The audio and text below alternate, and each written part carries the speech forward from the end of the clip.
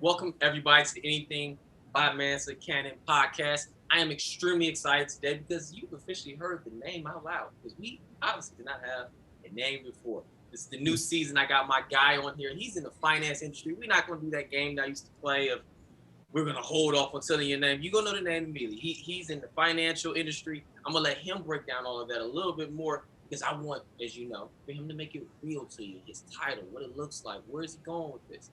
This guy has not only been in the banking industry, he's been in the financial planning industry, and he's currently running his own business as well. We'll talk about all of those things. And let's not forget the fact that this guy has been on the news and has promoted the fact that he started his own financial investment group. That's wild. Without further ado, let me get to my guy, Mr. Andrew Tudor. How's it going, man?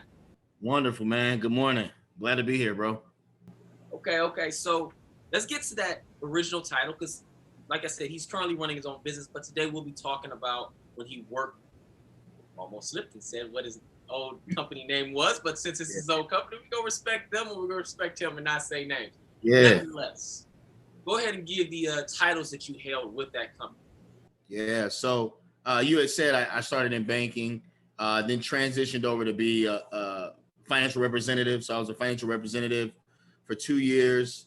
And once you get licenses in the investment space, you end up moving up and they give you new titles. So I became a financial advisor and then also became a field director where I was actually managing 5 other advisors. And then ultimately 2019, I finished my certified financial planners exam. So I became a certified financial planner. Okay. Perfect. So first and most important question that I have to ask is to make sure you're qualified. Did you like your job? Oh, I love what I do. I love what I did. I love what I do. It's funny, so how I got into financial planning and financial advising, back in 2015, I read a book called Think and Grow Rich, and it told me to write down my definite purpose, what I wanted to do. And I really spent a lot of time writing, like, what do I enjoy doing? I enjoy meeting with people. I enjoy talking to people. I enjoy math. I also enjoy encouraging and coaching. My dad's a high school football and basketball coach. And so I was really looking for professions I could really do that in. I spent 5 years in banking and wanted to make a transition. And so being a financial advisor is exactly that. Like, I have clients who I take their financial health and I take their financial futures very seriously. We build very deep relationships. I know more about them than a lot of people do, and I get to coach them and help them get really good financial outcomes. So, one of the things I've been experiencing is we're like the second call when they're having a baby, right? Like, they'll say, hey, nobody knows this, but we're getting married, or nobody knows this, but I got a new job offer and we need to figure some things out. So it's really an intimate spot you get to hold in folks' families and their lives. And I enjoy that. I take it seriously too. Yeah. That's interesting because I remember having conversations related to. You have to get intimate when we talk about finances. Finance is an intimate, real, personal thing. I remember talking to a guy years ago, and one of the conversations we had, I was like, "All right, man. So just for clarity, I'm planning on really building up this fund in my investment portfolio over the next 40, 50 plus years. Respectfully, you're not as young as I am. Yeah. What happens? So I fully understand because I even had to talk about his mortality. Like, what's the plan after that? What's going on? Absolutely. And we should talk about that in the industry because that's a big deal. When I decided to make that transition, I started doing a lot of research on the field. I found that the average financial advisor at the time was 58 years old. I was 28. The average financial advisor in the city of Cincinnati was 62. That we were coming into a generation where the wealth held by the baby boomer population was the most money ever held in a single generation. One, somebody needed to help them through retirement planning. and somebody who actually had a 20 to 30 year run in their career to get them through retirement, which is somebody in their usually 20s and 30s. And the other thing is they would be transferring that money typically to their inheritance, to their children that were my age. And so there needed to be folks who could relate to 20 and 30-year-old folks as to how to take an inheritance, how to transfer it, how to inherit that money and plan it well. So when I looked at the numbers, and then add on top of that the African American community, business ownership, and the boom of African American millionaires and business owners, really second generation, it made it abundantly clear to me like this was this was an industry and a profession that had a lot of good longevity for somebody who was young and willing to do all the work and get all the licenses. Can you speak on essentially that problem that I was concerned with, which is the mortality of the actual advisor, especially if they're more in particular your old position, if this person has stock and mutual funds and all these different things going on that this person was in charge of, and something fatal happens and they're no longer present, what happens to this person's portfolio? Yeah. So a responsible financial advisor has a contingency plan. That is, either they had a multi-generational firm. So a 55-year-old, I used to work with a group in my old company that had a 54-year-old and his equal business partner was 33, right? They shared clients. They knew what each other's book looked like. And so if anything happened to one of them, the other one could take their place. Okay. They also had a team of about 4 or 5 other people doing investments, running the plan, running the office. So the best way to think of a financial advisor firm is like, think of it as a doctor's office, right? You might have 2 doctors, you might have 2 other specialists, a couple of nurses, a nurse practitioner, and maybe somebody at the front doing reception and admin work. So a good team has a contingency plan. With that being said, most advisors are solo advisors today, and they don't have a good contingency plan. And so that's something that you should always ask is, we're all human. What happens to my portfolio? What happens to my plan if something happens to you? And if they don't have an answer or a person that you get to meet while you're building the plan, the worst thing you want is something happens to them and this new guy swoops in like, hey, I'm your guy now. That's not what you want. Yeah, because then you're going to be pulling your money out, and you're also going to be trying to figure out how to pull your money out. Absolutely. Where do I go, right? And yes, so you want someone who thinks about that. You want somebody who thinks about that and plan for it. Yeah. Okay. I have to, since you mentioned mortality and being human, we all started off at a certain point, and we all had a particular profession that we first wanted to do. What was your first profession that you ever thought about as a kid? Oh, I wanted to be a lawyer. You said what? I want to be a lawyer. I want to be an attorney. Man, I rock with y'all because, hey, man, you know how many people have been hitting me with actual answers beyond sports? This is crazy. You want to be a lawyer. I want to be a lawyer all the time. What type of lawyer? I don't know. I didn't know that it was different types of lawyers. I just would watch TV, and I saw that people got paid to argue. And you know, when you're young, people tell you, I was pretty well spoken, right? Witty, kind of smart. People say, hey, you should be a lawyer. You should be a lawyer. And that sticks with you when you're 6, right? So I did play a lot of sports. My dad was a basketball and football coach. We played a lot of sports. The goal of the sports was always to get a scholarship, but like we never thought we were going to go pro. That was like not a thing that we really thought about. But I went to college originally at Kent State and as a psychology major, and I was thinking about being a poli-sci major because I was going to go to law school. And then I met lawyers. You met lawyers. So, hey, you know what's crazy about that? I actually wanted to be a lawyer. I always wanted to be an athlete. So I don't want to sit here and message. I want to be Okay. Michael Jordan. I want to grow up to be dark skinned, bald head, and Michael Jordan. Yep. That's I it. wanted to be that guy. That was the dream. It wasn't even to be a professional basketball player. I want to be Michael Jordan. One person. But after that, I started to think just like you. I was paying attention to TV. I'm thinking like debating and doing these things would be kind of cool. Never had a debating club at a public Cleveland school at the time, at least. And my mother connected me to the 100 Black Men organization. Yeah. And that was a great experience. They taught me how to shake hands. They taught me a whole lot of different things, but more importantly, they allowed me for the summer to to shadow an actual attorney.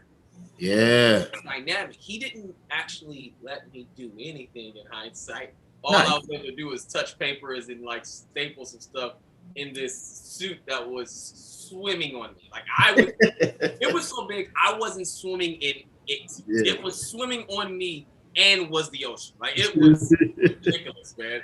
Like, but it didn't matter. I was there. I was proud to be there, catching the bus all the way downtown every day just to do that. It was such an amazing experience. But I think listening to them talk and realizing how much paperwork was in there, I got turned off. And this was probably about 12 or some years old. I was just like, it's a lot of paperwork. I don't want to do this much paperwork. It wasn't the practice. You know, I used to watch like The Practice and Denzel Washington on Philadelphia. Like I saw these.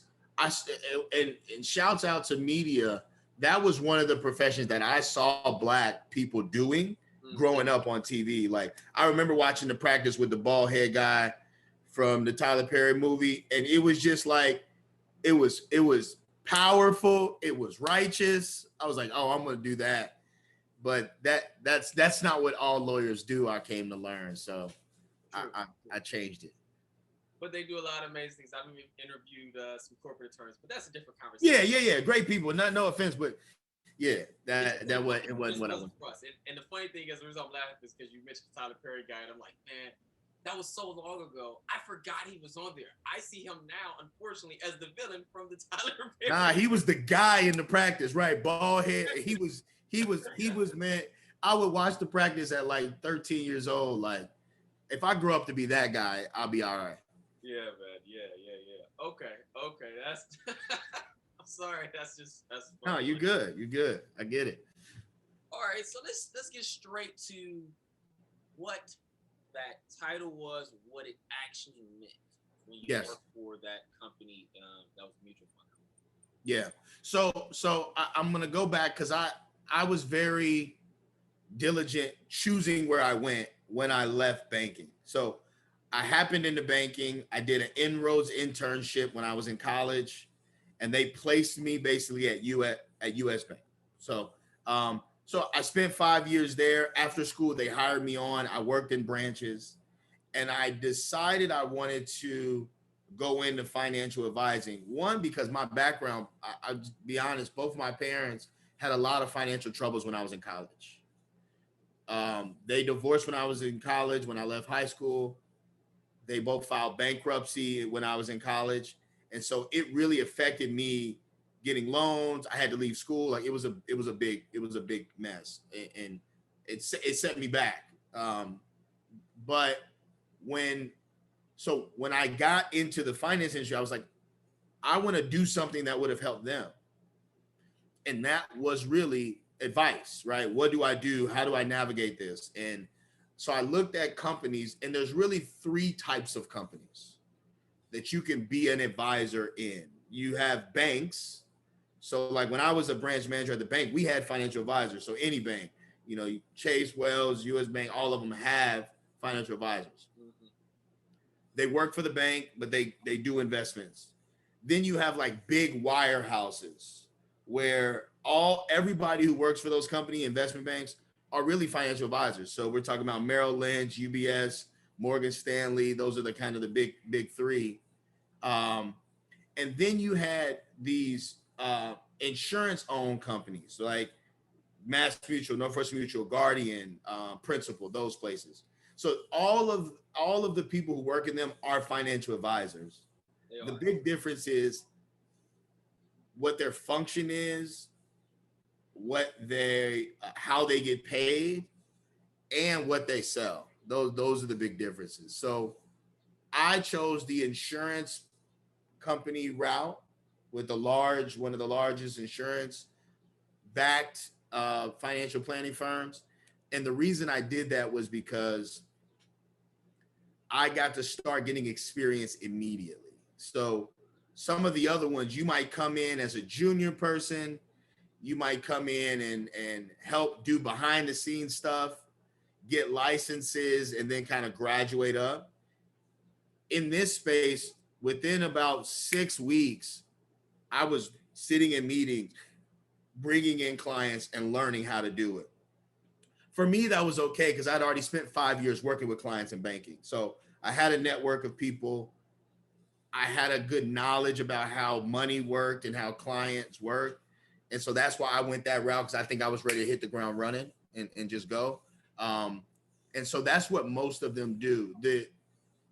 The best kept secret of financial advisors are, before you have clients to advise, your job is getting clients to trust you and hire you as a financial advisor. Like, no one tells you that.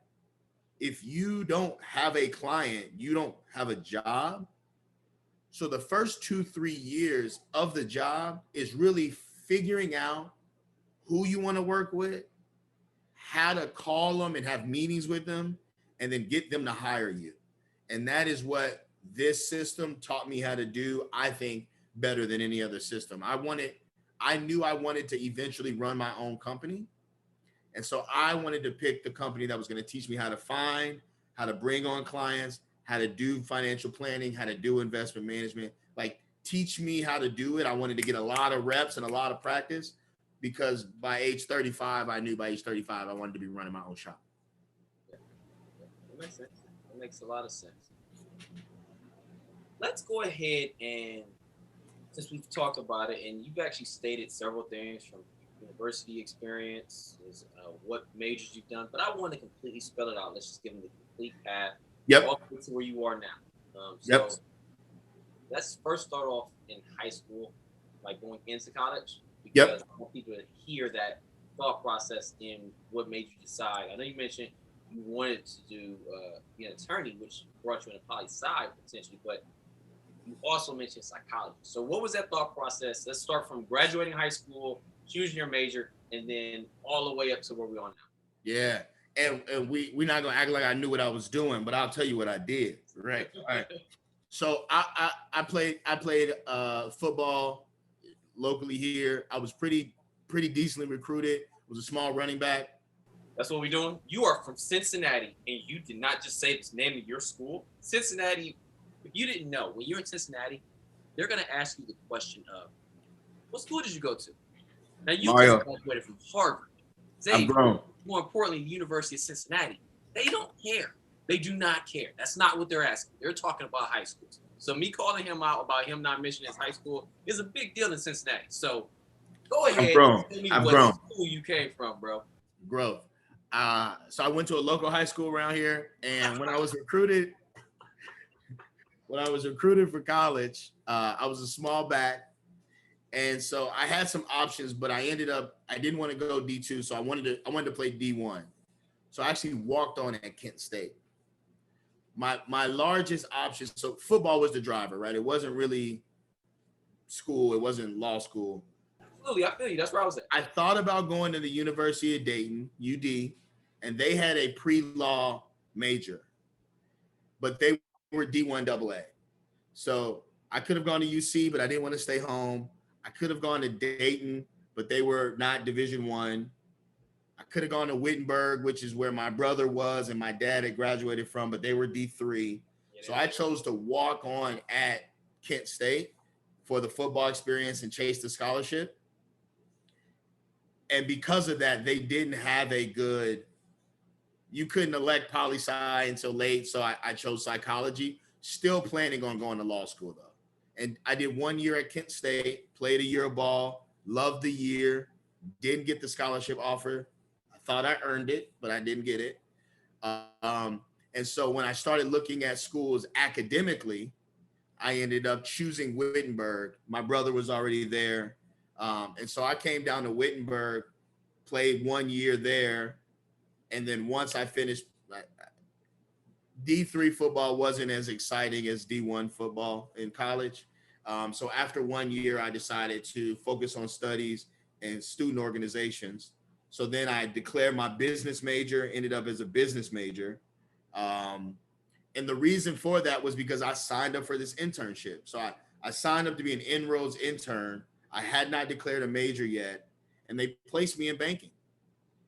And I ended up working in downtown Cincinnati with a lady who was phenomenal to me. I mean, she ran 3 divisions, um, like a whole sales team, inside market intelligence team, uh, secondary market team, which I didn't know what that was.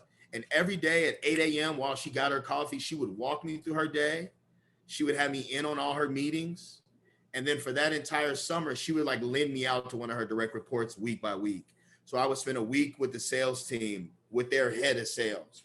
Then I would spend a week with the head of market intelligence, and I would like do research on how the other banks were doing compared to us. Then I would spend a week with her. So I got so much exposure. She did not have to give me that. I was a sophomore and going into my junior year of college. Um, but after that year, I really enjoyed what banking was.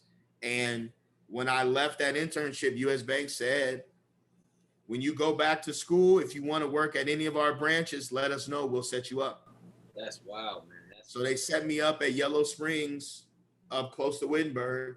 And for the first 2 semesters, I would work. I would go to school, and then 2 to 3 days a week, I would drive 25 minutes to Yellow Springs and work as a teller in their branches. So that's kind of how I got into. I didn't pick finance; it really picked me.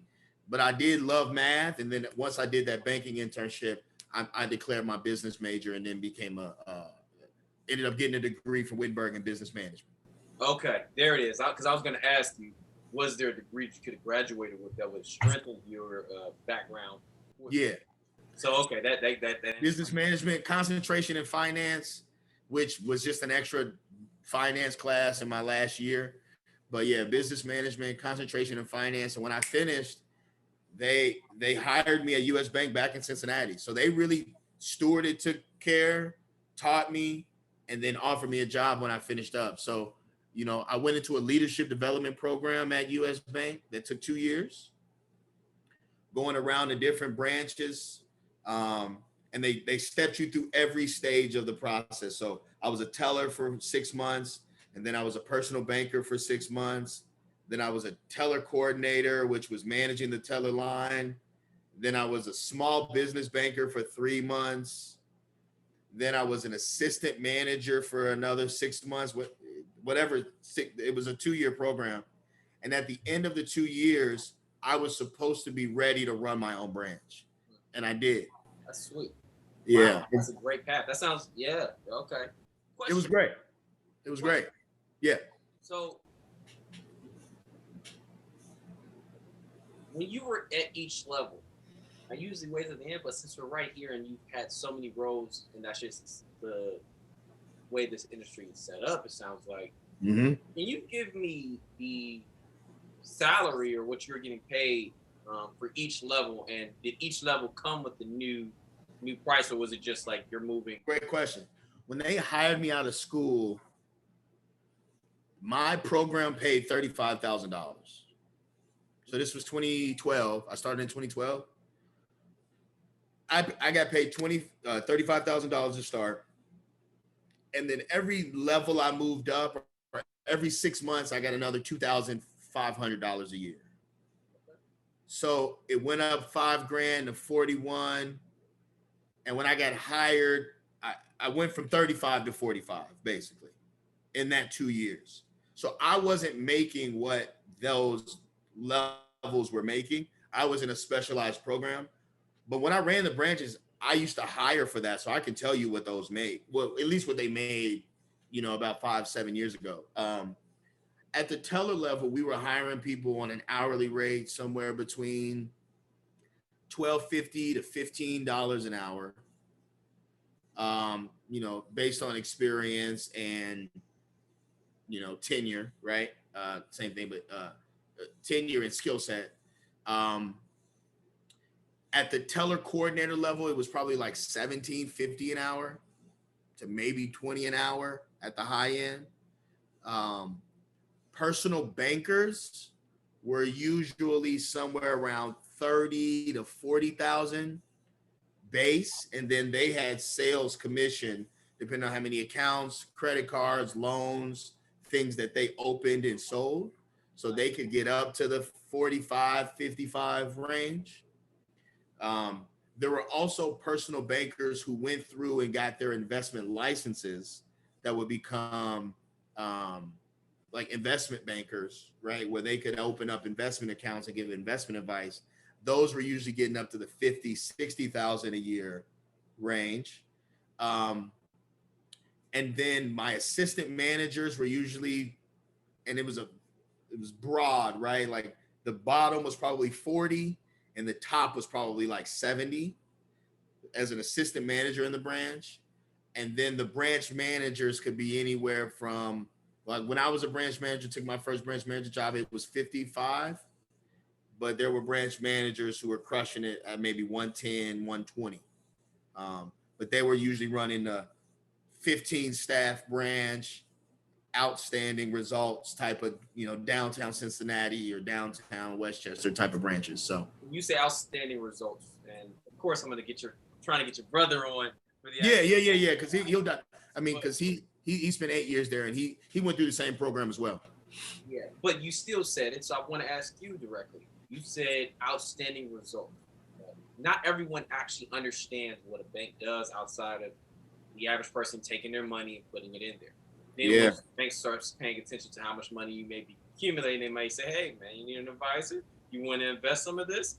But there's also the part where a lot of people, as you grow older, of course, they need mortgages and things like that, and they start to call the banks for that. When you say they were doing well, what does that actually mean?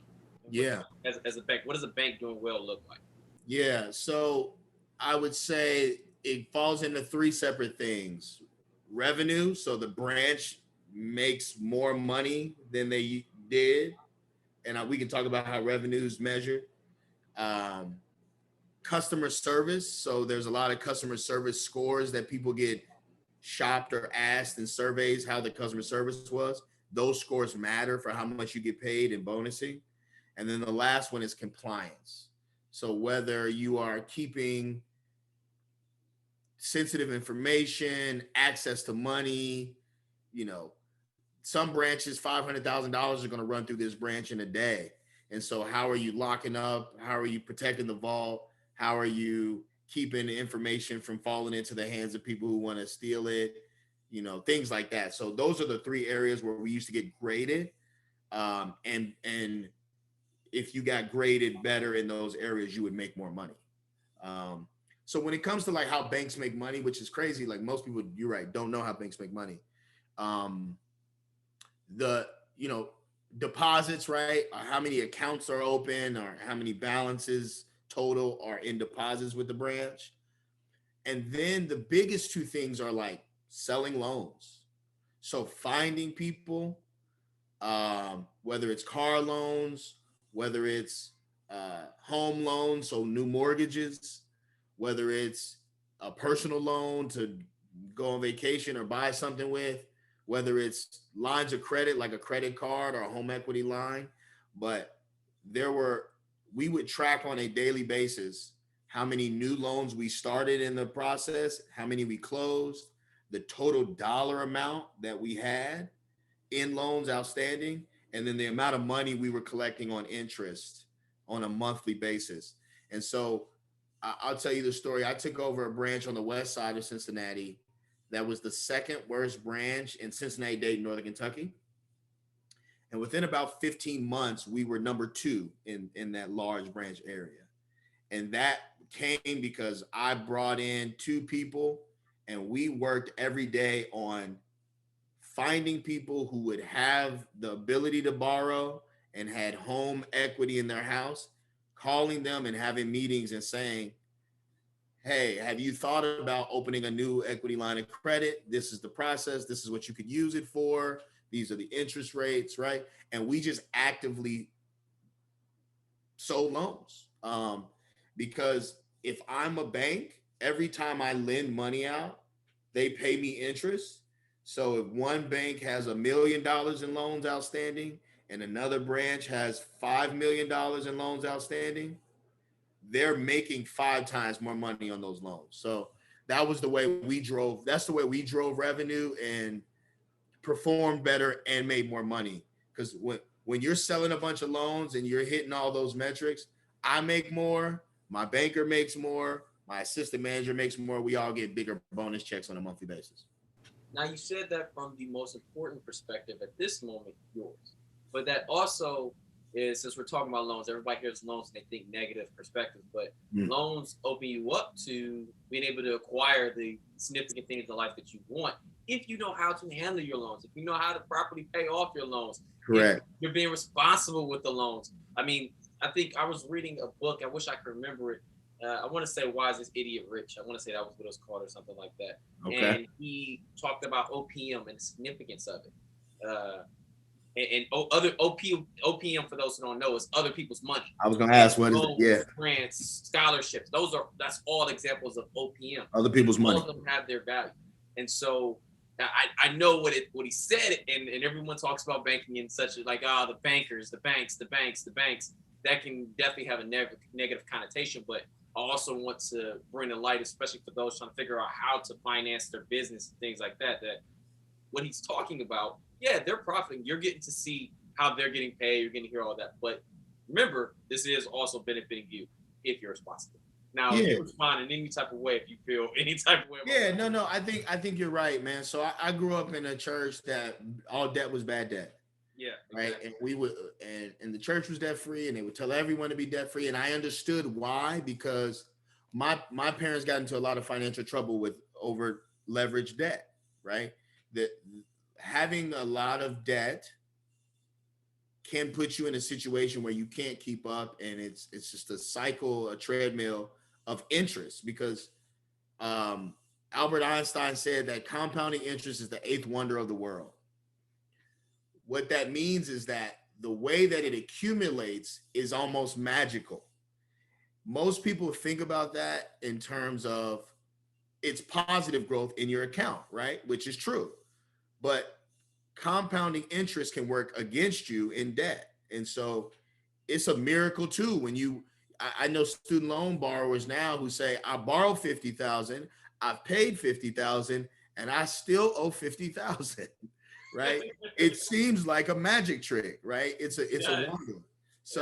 So I understand why people have that all debt is bad idea, but that's not necessarily true. So I talk a lot about good debts. There's one definition to me of a good debt. A good debt helps you pay it back. So whatever you use the debt for, if it's good, it helps you to pay it back, right? Student loans, if you do it right, are a good debt. If I borrow $50,000 to get a degree in business management, and when I get that degree, I am now earning $75,000 a year instead of $35,000 a year. That extra $40,000 I make with that degree helps me pay it back. Now I have to take the proceeds and pay it back. That's the hard part, because it's hard to do. But so we'll talk about student loans, business loans, right? If I take out a $20,000 business loan to hire people, and those hired people help me be more productive, and then I take that money and pay it back, that's a good debt. So there's a lot of ways of taking out debt that's good, that helps you to generate income to pay it back. The worst debts are the ones that are consumer debts, right? If I take out a loan to buy, I want to say something that I've done before, right? To take a vacation, right? Take a vacation. If I take out a $5,000 or credit cards, the same thing, but right, credit cards the same. If I swipe a vacation of $6,000 on a credit card, when I get back, that vacation is not helping me pay it back. So what I'm actually doing is I'm borrowing next month's paycheck today. And that's when people get in trouble because the debt didn't help you pay it back. So all debts aren't bad debts. There are good ones. There's a lot of nuance and gray when people talk about it, but that's my rule of thumb. If we're looking at a loan and it helps you to pay itself back, it might be a good idea. And since you mentioned the degree that you got and spending $50,000 on a degree, I can't stress this enough. And this is primarily coming from me talking about myself. Yep. If you want to listen, you ain't got to listen. But I'm going to just let y'all know. It might not be a great decision to spend $50,000 in loans on a psychology degree and you don't desire to be a psychologist or really do true counseling that's going to actually pay this off because you don't get paid a lot. And I'm only saying this because a lot of people take on that psychology degree with no real plan. Yeah. And then you just have a whole lot of debt that you frankly can't pay off because that loan didn't pay off. Absolutely. It's a bet. It's not a bet. It's an investment. It's an investment, right? Like I know people who invested $120,000 into a law degree. And most of those people also had a plan after law school to get a job that makes 120 to 140 starting. That's what firms pay freshly, newly minted people who pass the bar. So was that a good idea? I think so, right? If you have another 20, 30, $40,000 a year to pay the money back, pay it back over 4 to 5 years. Yeah. But you're right. If you're going to borrow money for a degree, it should be just like a business plan that I know where I'm going, what that costs, what those professions pay to pay it back, right? To do it just to see, like I'm just going to take out $15,000 this semester and figure it out.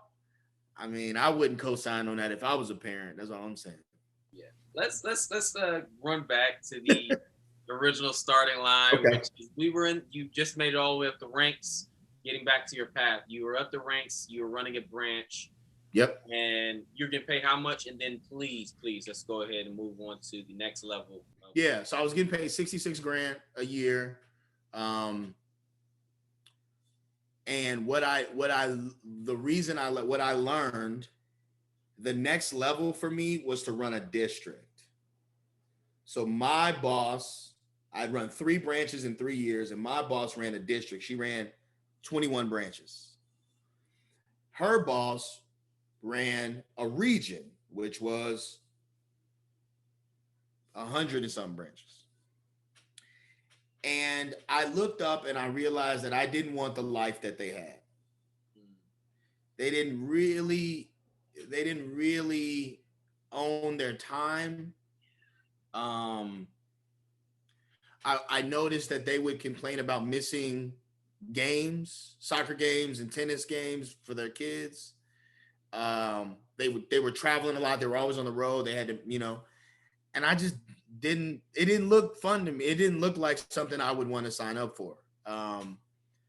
But every once or twice a month, this financial advisor would come into my branch, sit at the desk, talk to me.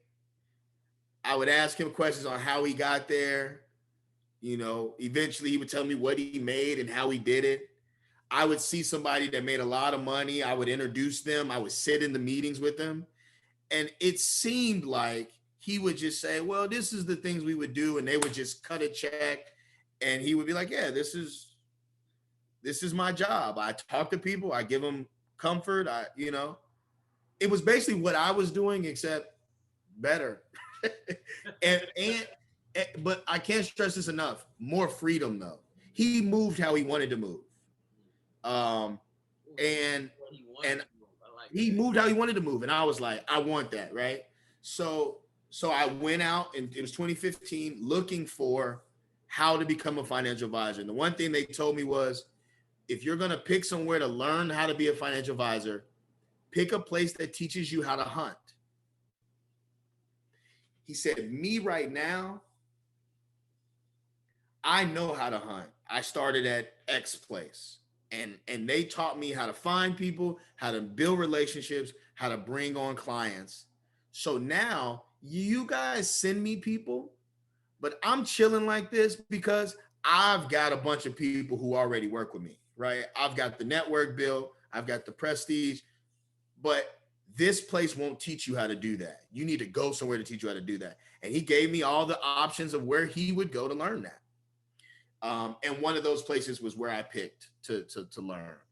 And so when I transitioned, they were upset with me. I'm gonna be honest, like they didn't like me leaving because they had promoted me so much and they were paying me pretty well. And They invested a lot in you.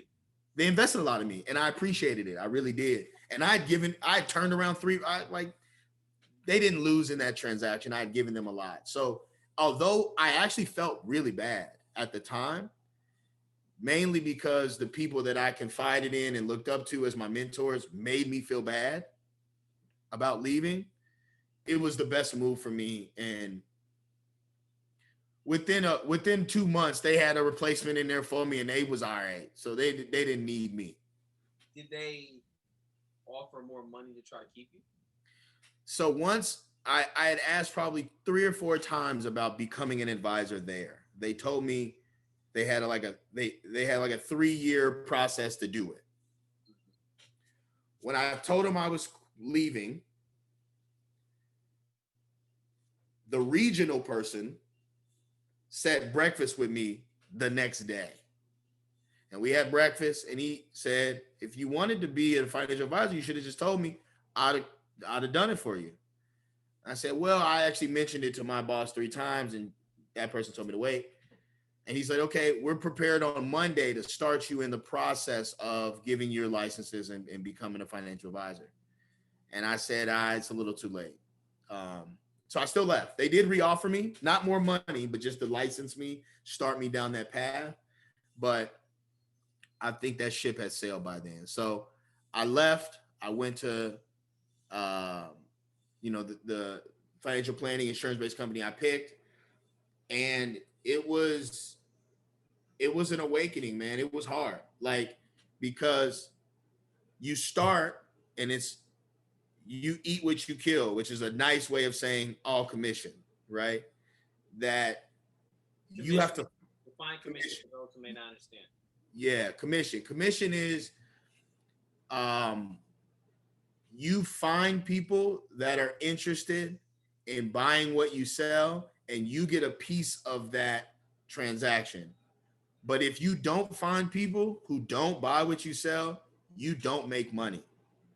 So they started us out with a signing bonus of about $5,000. And we did 6 weeks of training where they taught you how to call, what to say, what our products were, how, how to do it. And I'll give them more credit. Everybody in the office was willing to help you with that meeting, most people. So if I called you, Mario, on my second day, I could say, hey, Mario, I don't know if you know, but I'm doing financial advising now at this company. I don't know if you need anything, but love to have a meeting with you to just explain what we do, what we offer, and see if we can help, right? My friends and family. And in that meeting, I would invite another advisor. I say, hey, this is my 3rd day. I'm going to bring Jay with me. Jay's been doing it 10 years. And we're going to sit down and figure out if we can help you and your family invest money, protect your family with insurance, or just give you some guidance. So you come into the office, the 3 of us sit around. He runs the meeting because I don't know anything. I take notes on him because I'm learning how to do this. And if we sell anything, me and him split it 50-50. So out of the gate, my job is to get people in the door.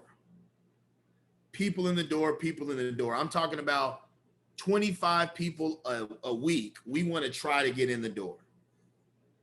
Calling all the people we know, messaging people on LinkedIn, getting people in the door. And so once we start getting people in the door, for the first 6 months, that's all it is. Getting people in the door, filling up your calendar, and having those meetings with the client or prospect, potential client, and another advisor, learning what they say, how they do it. And then once everybody leaves, going in and learning how they made the recommendations, how they, sold it, opened up the accounts, everything. So that's the whole first year. I mean, I thought I was going to learn how to invest money. I thought I was going to learn some other things like technical. No, I learned how to bring people in the door, what the language, how to keep a full calendar, how to book rooms and, juggle 25 meetings in a week, which isn't easy, right? So I learned all of that for about 2 years. The first year it was with someone else. By the end of about 6 months to a year, I could do it by myself. So I wasn't cutting anybody in on 50%. I was taking 100%. And then once I got to about 2 years, people were bringing me in on their meetings. So when I had a team under me, they would say, hey, Andrew, I've got this guy, Mario, him and his wife are cool. I know him from church. They're coming in on Thursday. Can you take that meeting with me? And I say, sure, put it on my calendar. I'll be there. And we'd come in. And if I did anything, we would split it 50-50. Yeah, let me hop in because you said so much about the drudgery, the hard work, getting into the dirt. And I just want to point out, he was building the foundation. That's a part of it. Like you were building a foundation that clearly was setting you on a path to be successful. And you weren't going to have to work as hard. You were going to work hard, but you weren't going to have to work as hard as you did at the beginning because they were teaching you, training you to truly be able to know exactly what it's going to take, as well as to acquire all of those skills that you were going to need. And that was on-the-job training. I have to ask, since you mentioned those first 2 years and you also mentioned pure commission, at what point were you getting paid? Because you're sitting down with me. Trust me, like I said, I told you in the past, I've been recruited about 2 times by these guys. And also I've been asked to work with them. And I know during both of those meetings, I gave up not a cent. So they didn't get paid, at least from my perspective, right, from that meeting. So at what point are you getting paid? I'm glad you said that. We're getting paid when you buy something. That could be life insurance or disability insurance. That could be opening up an investment account, a Roth IRA, and putting money into it. But we don't get paid unless you buy something. I met with a lot of people. Most of the people you meet with don't buy anything. It's really a numbers game. That's what they say. It's a numbers game. You got to get in front of enough. You got to call enough people. So we used to call 40 people a day. That was the goal.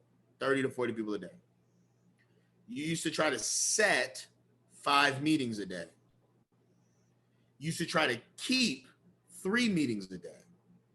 So that says I set 25. Some of those people are going to cancel or reschedule, but I want to actually meet 15 people every week, which is 3 people a day. On top of calling 40 people, meeting 3 people, and actually coordinating with the other advisors on when the meetings would be, planning the meetings. I was working, man. Like I was working harder than I've ever worked, and I worked hard always. But those 2 years were really, really hard work. And I learned so much from it, but I only got paid when they bought something. So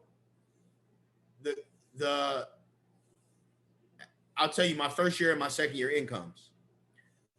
My first year, when I look back, I made $48,000 my first year. Okay. Right. That's a drop in salary, but that's you're in the process. 66, 44, 61, 74. All right. So I ended up at 74 my third year in business. But what was invaluable, and I can't stress this enough, in the investment industry, in order to get your investment licenses, you have to have a company sponsor you. So, Mario, if you wanted to go out and take a test to get your Series 7 or Series 6 or one of these series tests to be licensed to sell or place investments or insurance products, a company has to sponsor you and say, yes, we're putting Andrew up to take this test on our behalf. And when he passes, he works for us. You can't just go out and do it. So having someone sponsor you and get your licenses is worth a lot. One. Two, I started in a program to get my designation. So I'm a certified financial planner now. What that means is I took courses, college level courses on investments, retirement planning, insurance planning, estate planning, income taxation, and overall financial planning. There's like 7 of them. They pay for all of them.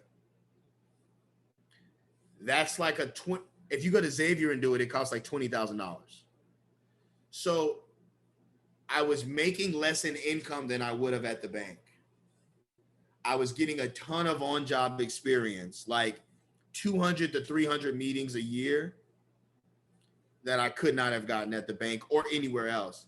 And I was getting all of the licenses and designations that I would need to be a reputable, respected financial advisor on my own.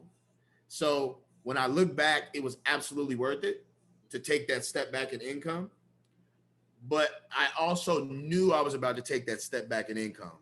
And when I used to talk with new advisors coming in, I used to make them prepare financially for a volatile, rocky income, because what you make this month and what you make next month might be completely different. So let's make sure we're paying off all of our debt if we can on the front end. You know, you might need to move into a smaller apartment for the next couple of years. Like, let's figure out how to live on less to set the foundation for what is a very, very good career. But it's just going to take some time. What I used to tell people before we jump into the next one, because they would not like that. A lot of people don't like that. Oh, I don't want to take a step back. I say, do you know how doctors' income works? A doctor, because I used to work with a lot of physicians, a physician goes to 4 years of college. Then they go to 3 years of medical school. Wait, 4 years of medical school? 4 years of medical school. 4 years of medical school. After being actually called a doctor, when you graduate from medical school, you're a doctor. They do 3 years of residency, minimum. Some of them do a 2-year fellowship after that. And as a doctor, as a resident today, they're making like $60,000 a year. So they smarter than everybody. They're a doctor. They're so-and-so MD, making $60-something thousand a year to train. So they train, they call that train. They train for 3 to 5 years, some 7 years if you're a surgeon, but they train for that money, not making a lot of money. And then once you're actually out on your own, usually their income jumps to 250, 350, 400,000. So when I would meet people 25 years old getting into this business, I would tell them, you're about to go through your residency. You might make 40 grand, you might make 50 grand, but you're going to train, you're going to learn. And I promise you, in 5 years, if you do it and you stick with it, you'll have the autonomy to be able to earn actually what doctors make, because good financial advisors are usually earning in that space. I might have to steal that residency. You're in your residency. I like that. It's good, bro. It's good. All right. So you mentioned life insurance in this. So I have to ask, because I know a lot of people hear that, and a lot of people hear it as a hustle and a scam because they don't understand. I mean, some of the things may be because there's different types of life insurance. Yeah. Do me a favor and just pitch the significance, not the negatives, because people talk. Yeah. There's enough talk about the negatives and all that stuff. Because life insurance is such a big deal, especially when your life ends for your family.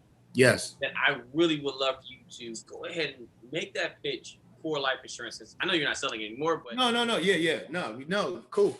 And so now we make recommendations for life insurance every week. We don't sell it, we don't place it, we don't get paid on it, but it's important, right? It's important because most people undervalue how valuable their income stream is. to themselves and to their family. So if we take somebody making $50,000, right, and they're working at a company that gives them a raise of 3 to 5% every year, from now at age 30, if they make 50,000, to age 50, if they're having kids or they have kids, they're going to earn $1 million at least, probably $1.5 million, because they're probably going to get raised. Hopefully they're good at what they do. They get promoted. So if they die prematurely, something needs to make up for that lost money. And that's usually the basis of when you need life insurance. Life insurance, and this is the basis for term life insurance, which we can talk about the difference. But if something happens to you, your family still needs to pay the mortgage and the kids still need to go to school and life needs to stay the same. And if you and your spouse are building a life based on both of your incomes, we have to protect what would happen if one of those incomes stopped. And so that's the basic premise of life insurance. Most people are like, when I find somebody with making $50,000 and I tell them they need 1.2 million, they look at me like I'm crazy. They say, "Oh, my wife's gonna kill me to get that money." So like a funny joke. Sometimes she's there, or even, you know, we work with a lot of women who make a lot of money too. She like, "Shh, my husband we gonna push me off a cliff next time we climb a rock."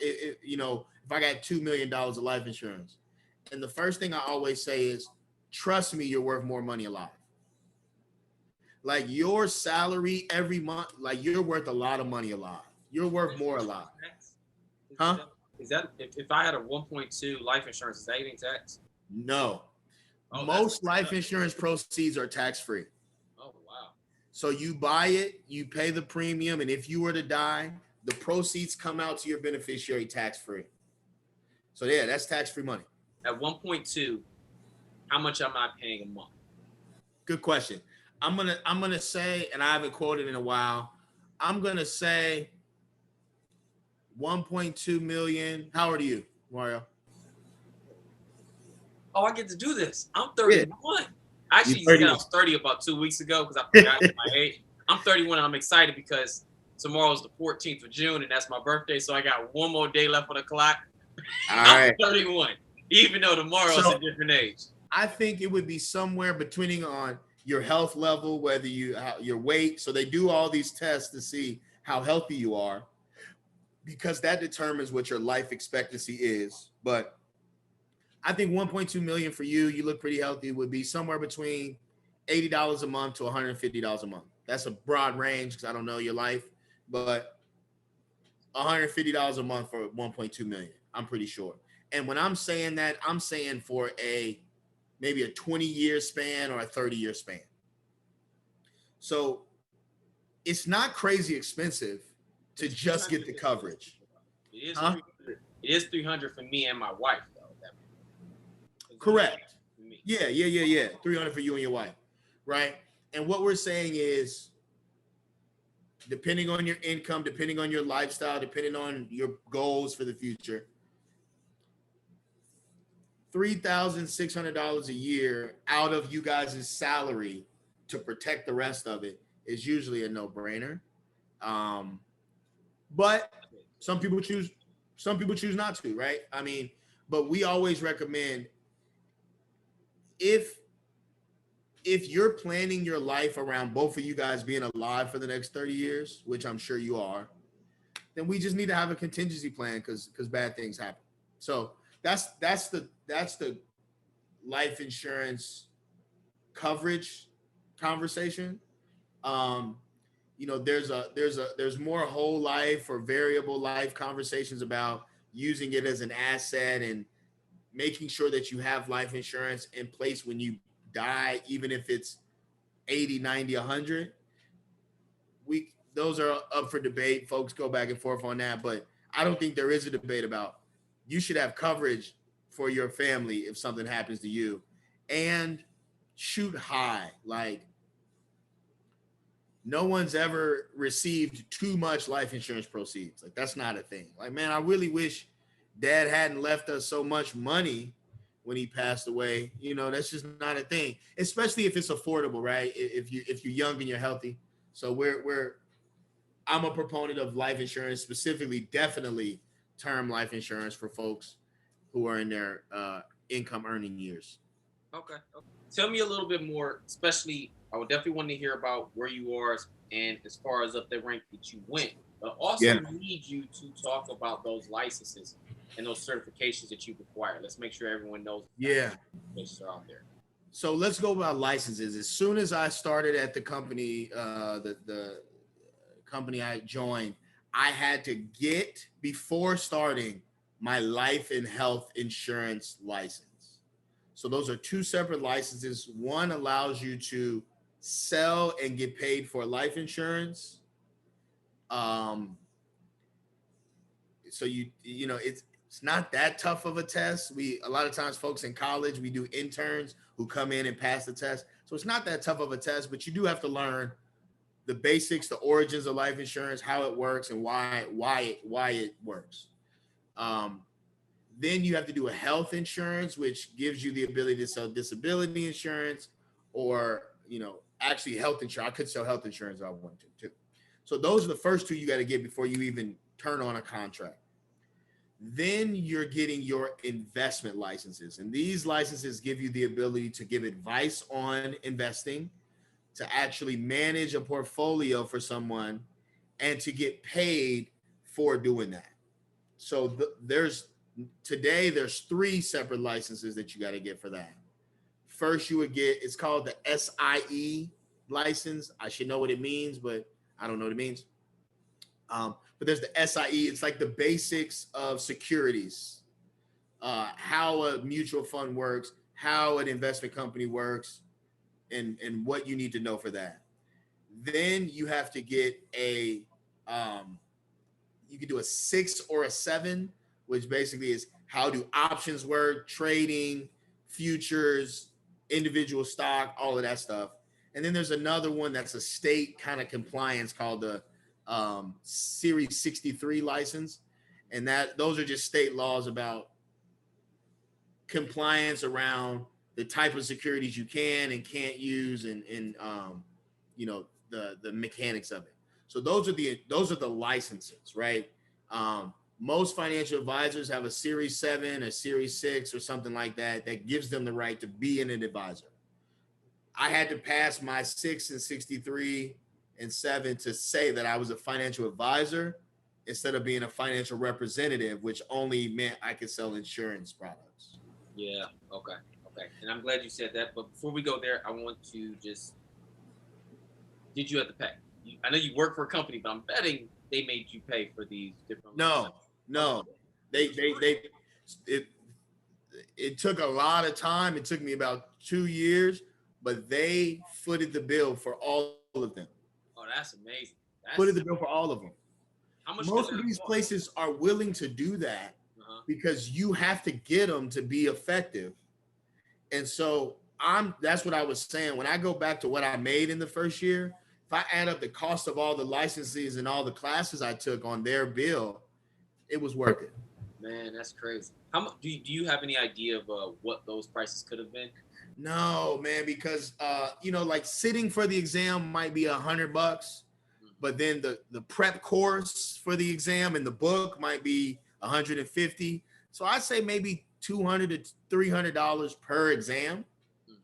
The take it, to sign up for it, sit for it, pay the fee, and then get the coursework for it. So we probably talking about $2,000 to $3,000 total for doing all of those in the first year and a half or so. But then after that, the designations are just as important and just as consuming. So there are a lot of designations you can get. In financial planning, financial advisor world, there is one that stands above the rest of them, and that's the CFP, or Certified Financial Planner designation. That one, like I said, you're usually paying $1,000 per course. You're usually taking 2 to 3 months at minimum to prepare for one course, and then take the test. And if you pass it, you move on to the next one. and the company I was with paid for each one of those individually.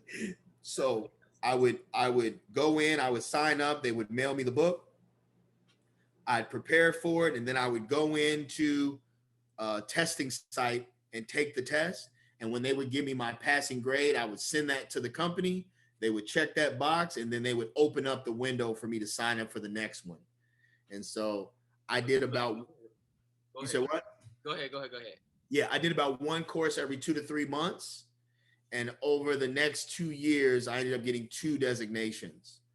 The big one, which was the Certified Financial Planners designation, I got that in 2020. I got that on my wall. You know, that was important. And then the other one I got was a retirement income certified planner, which helped me when people got into retirement, how to put together retirement plans. You really were in your residency. Like seriously, I hear that. Yeah. It's the same thing. Like residents, you know, when I was meeting with residents, they would talk about, I got to take this test at 6 months, and then we got to do a step test, and then we got to do my boards and all of that. And I'm like, yeah, me too. You know, so it is a residency, basically. Okay. First thing I want to call out, because yeah, it was tough times in the beginning because you had to acquire the customers, you had to get them to pay, and frankly, you were learning a lot. Yes. But at no point, correct me if I'm wrong, at no point did you have a salary cap. If you came out the gate with a whole bunch of people, you could have came out the gate making as much money as you potentially want. Is that accurate, or am I just accurate? I've seen people come out of the gate making 200, 250 in their first year. Usually those people were very, very well connected in some way, or just grinding, you know, like I've got some folks who come out and just blow the doors off. Right. So there is no cap on it. Correct. Okay. Another thing, since you started talking about the different titles, and a lot of people hear different titles out there. So that's why I want to call this out. You have wealth advisors, financial planners, financial coaches. And I'm sure there's a whole lot more out there. What's the difference? Are these certificates? Are these licenses? What's making the difference in here? And at what point can we tell your title tells me that you have no formal education or any licenses whatsoever? Because I could personally study as much as you did and never take and get my license and know similar things, but I'm probably not credentialed officially and legally able to do certain things. What in there allows you to see that? Perfect example, a lot of people that want to know if this person has skin in the game with me and I can trust them, they heard the word fiduciary. So I want a fiduciary to take care of my stuff, so I know that they're not taking advantage of me and the chef is eating. Yeah, that's a great question. So there is no governance on what you call yourself in our industry. This is one of the issues. I can call myself a wealth coach, a wealth advisor, a financial planner, a financial guru, a financial Wizard of Oz, and there's nothing, right? So the designations were set up to be able to prove expertise or to govern what is not a very low governing industry. So excuse me. So I would say if I'm hiring someone, the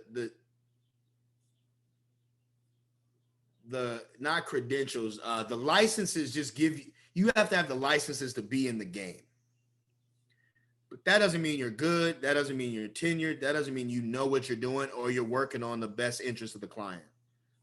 I like the CFP, Certified Financial Planner, because that says you know at least a little bit about a lot, right? Like if you are a CFP, you know taxes and estate planning and investments and insurance. Like you have an understanding of how these things work. That is not the case for most people who call themselves financial advisors. A lot of times they can be only investment people who don't know about tax, who don't know about insurance, who don't really know about other places. So it's hard. And that's why I would look for a credential. I like the CFP. There's the Chartered Financial Consultant, which is a CHFC. But no, yeah, somebody can read a book, come out and say, I'm a financial guru tomorrow with no designations, no studying, and charge people money to talk to them. You know, so it is tough. Titles don't mean anything, credentials do. So if I'm looking for someone, I should be asking for the CFP. That's the question I should be asking about, or is there another question I should ask? I agree. I mean, I'm a CFP, so I say you should be asking. I know people who are not CFPs who are good at what they do, that haven't gone through the process. I mean, no disrespect to anybody. No. You're right. There's a lot of people that are finessing those NFL players, the billionaires, and millionaires out of money. So that millionaire, that next person, that's the rookie contract. What are they asking for that allows them to know that this person is official? I agree. I would find a CFP easy. And the reason I'm getting more and more convicted about it is because I'm seeing a lot more Black folks, people of color, and women getting the CFP credential. I'm in a study group with a bunch of other CFPs, and they're all over the country. They're Black folks, and they do a really good work. So I would be asking for that. I will also say, though, just because they have the credential and know what they're doing doesn't mean that they're going to do right by you. So if you can find a personal referral, or if you can find someone who vouches for that person's character, that would be ideal. But I would say if I sign my rookie contract and I'm getting a signing bonus, I'm not finding a firm that doesn't have a CFP to work with. Are you all the way up your ladder? Yeah, man, I'm pretty done with. Well, I mean, from the path that we talked. Oh yeah, absolutely. I'll tell you about the transition and then where we are today, because that's important. So you hit on it perfectly. In the old system, I got paid if you bought something, and so I would have clients buy something, and then still need help in a year, 2 years, 3 years, 4 years, but they didn't need to buy anything else. Or I would have people who didn't need to buy anything, just wanted advice. They just wanted help me understand what my picture looks like, what I should be doing in like teach me how to be better with money, how to deal with it, educate me. And that was something that we couldn't charge for, but it was something that I was getting asked to do by existing clients and people who wanted to work with me. So what the transition that we made, and I'm saying we because my older brother who you talked about, we launched a firm in 2020 called Alchemist Wealth. Love the name. Thank you. I don't think I've said this enough to you, but I freaking love that name. Hey, appreciate it. It's our favorite book. It's about the unique journey of an individual to find their personal legend, which is their unique destiny, right? And we feel that if we do financial planning the right way, that's what we do for people. We help them to find their unique path against what other people are saying is right for them, and get them to their destiny as far as it goes. And the financial part is just the fuel to get you there. So we launched it mainly because we wanted to get into a fee-only setup, which means, Mario, if you want advice, you can pay us to give you advice, and we can sit down and map out your entire financial picture, give you all your options, and you don't have to buy anything from us. You can just get advice. Now, most of our clients do that on an ongoing basis. So most folks pay us an annual retainer. And that retainer right now for individuals is $4,800 a year. For couples is $6,000 a year. So some of them pay us $500 a month, some pay us $1,500 a quarter, but they pay us to map them out. We put them in our portal. We meet with them once every 2 months. We execute their entire financial plan, and they don't have to buy anything from us except advice. It's funny that you jumped into this conversation on what did I want to be when I grew up, and I said an attorney. And we basically are set up like attorneys now. People seek us out when they need help. They pay us a retainer. They pay us hourly or a fee for the advice, and we lay it out for them. And to me, that's what being a fiduciary really is, right? I don't want my compensation to change whether I tell you to do A or B. Because no matter how much integrity I have, no matter how good of a person I am, if I've got one solution that I get paid $200 and I've got another solution where I get paid $2,000,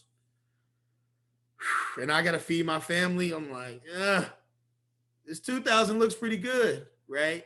So in our new system, which I'm really proud of, whether it's to do it on your own, to have it with us, whether it's to put it in this account or that account or buy more real estate or start a company, we can just tell you straight up, this is, if I were you, this is what I would do. And this is how I would do it. And we're going to help you do it over the next, at least over the next year, but usually it's on an ongoing basis. So that's Alchemist Wealth. We've been doing that right now. We're coming up on our 8th month. And, you know, I've been pleasantly surprised at how many clients we are working with. They say when a new firm launches, 5 new clients in the first year is a good year. And 6 months in, we were at 20 clients. That's not bad at all. That's not bad at all. And I'm telling you, it all goes back to going to the place I went and them teaching me how to find and acquire clients. That is, no matter how smart you are, no matter how good of an advisor you are, if you don't know how to find people, talk to people, and get them on your ship, you're not good at this. And so everything that I actually went through with the old company and learning and banking, all of that really ended being at a place where I can run this firm, run it with my brother. And sooner rather than later, we'll be bringing on new advisors into the fold. And hopefully we can start some people out of the gate to come right into us and teach them how to acquire clients and do financial planning, what we think is the right way. Okay. Well, you got anything final thoughts? What's your final thoughts? Anything you want to leave? Yeah, man. And also make sure they know exactly how to get in contact with you. Yeah, absolutely, man. So on socials, Mr. Wealth Coach is my Instagram. You can also find me on LinkedIn, Andrew Tudor. I'm on Twitter, Wealth Coach 06, but I'm not on Twitter a lot. Our website, alchemistwealth.com, and then email me. I check, I'm in my email, andrew@alchemistwealth.com is all the ways that you can get in contact with me. Man, the one thing I want to say is this industry is financially a wonderful place to be. For all the reasons I talked about before, with the average age of a financial advisor being in their late 50s, less than 2% of all CFPs are people of color. Less than 5% of all CFPs are women. If you are a woman or a person of color and you enjoy working with people in math, I would plot and plan my way to being a financial advisor, specifically being a CFP or a certified financial planner, because when I talk to my other colleagues who are people of color or women, they're getting more clients than they can handle, because there are so few of them in the industry who do a good job, who treat people right, and who have their credentials. So I would take that path, whether it takes 3, 5, 8 years to get there. But once you get there, you're there, and the business is wonderful to work. It gives us freedom and autonomy to work with who we want to work with. So I think this is a wonderful profession to be in, and I love to see more folks that look like us get there. Okay. I got several takeaways, and Okay. I definitely am appreciative of it, because you said some things that I feel that people need to remember. And you said it, and I didn't want to harp on it, but I freaking loved it. You talked about working in the bank. Listen, he mentioned working in the bank and recognizing this is the next role I could potentially have. I'm looking at this person. I don't want their life. That is an important thing to recognize. When you say you want to grow up the ladder, when you say you want to go into a position, ask yourself and look around at the people that are doing the things that you say you want to do, and ask yourself, do you want to live that type of life? If the answer is no, maybe you need to reassess, or maybe you need to speak further and learn why they're living that type of life. Either way, you need to pay close attention to the lives that others are living, because just like he stated, oh, this guy's doing this, I wouldn't live that type of life. And that has led him on a path to truly get him to where he wants to be. And the other part that really, really grabbed me is, you were, I always say, If you want to earn more, you need to learn more. He was doing on-the-job training. Now, that may not necessarily be what the companies want to hear, but frankly, if you have a vision, if you have a dream, there's a person's dream and a vision. And that's where people always talk about, I don't want to be sitting here building up somebody's dream and somebody else's vision. You're missing the facts.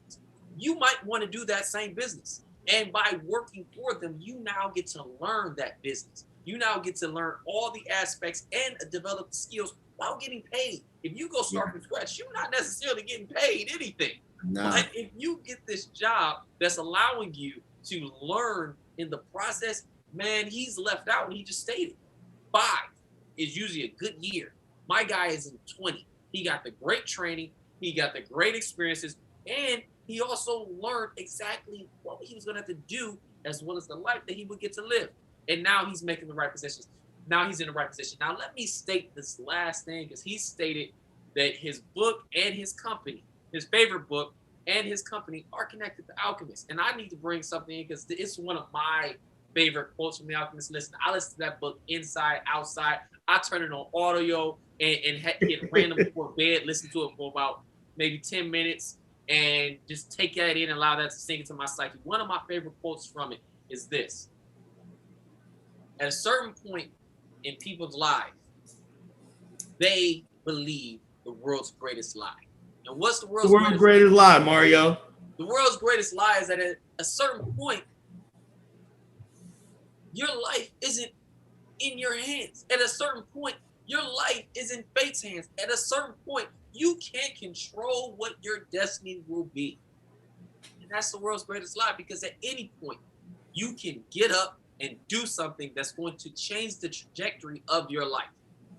And he's done that. His organization, his business clearly reflects that, and his storyline clearly tells you why Alchemist Wealth. Alchemist Wealth. Man, I appreciate you. This was really fun, man. And he told you exactly how to get in contact with him. He told you exactly what he's done. He's been completely transparent in this conversation. We've had great debates a little bit offline. You haven't heard those, but you heard the reflection of that online. And because of that, I really want you to reach out to him, learn, and connect. Obviously, he has the awareness, and I think he's going to be the person you want to talk to, because the chef eats its own cooking, which essentially means he buys into the things that he's selling. So, like that. Yeah. Appreciate it. Peace. Woo! Man, that was fun. I appreciate you, bro. Thanks, man. Oh, always, man. Always.